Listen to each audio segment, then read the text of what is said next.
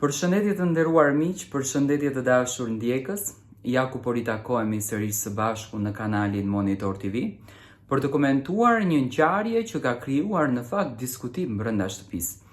Rozana Radi sonte kishte luksin e saj të përjeton ata avantazhin që vllau i madh i dha pasi Rozana fitoi lojën bashkë me Gjestin.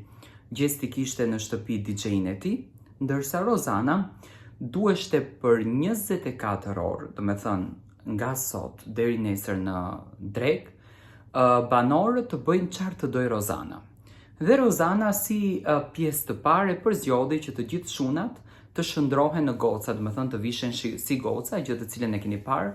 Është një lojë që po bëhet radhazi në të gjithë Big Brother-at, që nga Big Brother VIP 1 deri tek e 4-ta, të gjithë janë shndruar, kujtoj Donaldin Sabianin, kujtoj Luizin, kujtoj Romeon, dhe këtë herë edhe Gjesti, Laerti, Jozi, që në fakt kanë shkëlqyer.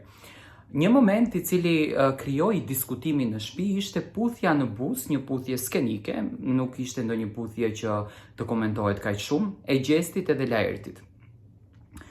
Komentuesit filluan të dalin kundër kësaj puthjes, duke i quajtur homoseksual, duke i quajtur pjesë të LGBT-s, ndërsa në anën tjetër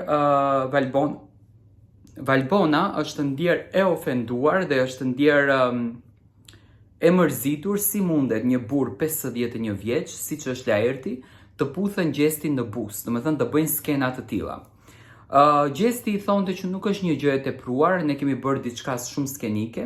Viserlo e mbështeste këtë gjë, domethënë thonte që është okay të bëhet kjo gjë skenike, por për Valbonën është çuditërisht e papranueshme që dy burra të puthen në bus brenda në shtëpinë e Big Brotherit, qoftë edhe për klikime, gjë të cilën Valbona tha ju se keni bërë me femrat kur ka qenë për të bërë, por e keni bërë me meshkujt. Si e gjykoni ju këtë situatë e cila tashmë ka krijuar vërtet një diskutim brenda shtëpisë?